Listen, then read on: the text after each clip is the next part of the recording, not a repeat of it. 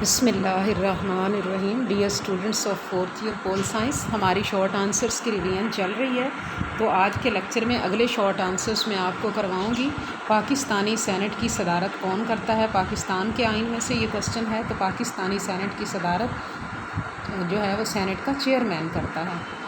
پھر ہے برطانوی دارالعوام میں کورم کی تعداد کیا ہے؟ تو میں نے آپ کو اچھی طرح سے بتا رکھا ہے کہ کورم وہ کم سے کم تعداد جس کی موجودگی میں اجلاس کا جاری رہنا ممکن ہوتا ہے، تو دارالعوام کا اجلاس جاری رکھنے کے لیے ایوان میں 40 اراکین کا حاضر ہونا ضروری ہے۔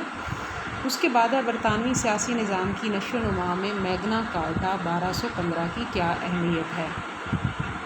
تو یہ آئینی ارتقاء کے چیپٹر میں، برطانوی آئین کے ارتقاء کے چیپٹر میں نے آپ کو یہ نوٹ اچھی طرح سے پڑھایا تھا اور یہ بتایا تھا کہ اس پہ نوٹ آپ کو آ سکتا ہے کہ تاریخ میں منشور اعظم یعنی میگنا کارٹا 1215 کو سنگ میل کی حیثیت حاصل ہے۔ اس نے برطانوی آئین کے ارتقاء میں اہم کردار ادا کیا ہے۔ یہ ایک معاہدہ تھا اور کہا جاتا ہے کہ اس سے جو ہے وہ وہاں پہ آئین کا ارتقاء سٹارٹ ہوا ہے۔ اس معاہدے نے بادشاہ کو بعض امور کی وجہ سے پابند کر کے مطلق العنانیت کا رخ جو ہے وہ آئینی اور جمہوری حکومت کی طرف موڑ دیا تھا۔ اس کے ذریعے چرچ کی آزادی اور عوام کے حقوق کی آزادی کی ضمانت دی گئی۔ اس معاہدے سے بادشاہ کے اختیارات میں کمی آئی اور عوام کو حقوق و مراعات حاصل ہوئیں۔ یہ میں نے آپ کو بتا رکھا ہے کہ اس معاہدے میں یہ معاہدہ کیا کیوں گیا تھا، نوبت کیوں آئی تھی؟ اس لیے کہ بادشاہ نے عوام کی مرضی کے بغیر امراء کی مرضی کے بغیر بھاری بھرکم ٹیکس لگا دیا تھا، جس کے بعد امراء اکٹھے ہوئے اور انہوں نے بادشاہ سے یہ میگنا کارٹا معاہدہ سائن کروا لیا تھا اور وہاں سے برطانوی آئین کا ارتقاء شروع ہوا۔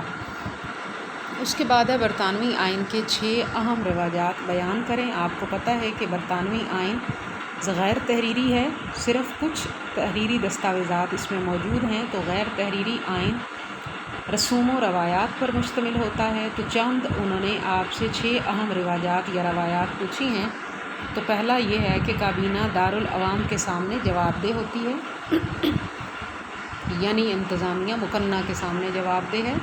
کابینہ کے فیصلے باقاعدہ اعلان سے پہلے صیغہ راز میں رکھے جاتے ہیں، یعنی اجلاس بند کمرے میں ہوتا ہے اور ہر وزیر سے توقع کی جاتی ہے کہ وہ اس کو باہر فیصلوں کو افشا نہ کرے جب تک اس کی ضرورت نہ پڑے۔ بادشاہ سال میں کم از کم ایک بار پارلیمنٹ کا اجلاس ضرور طلب کرتا ہے۔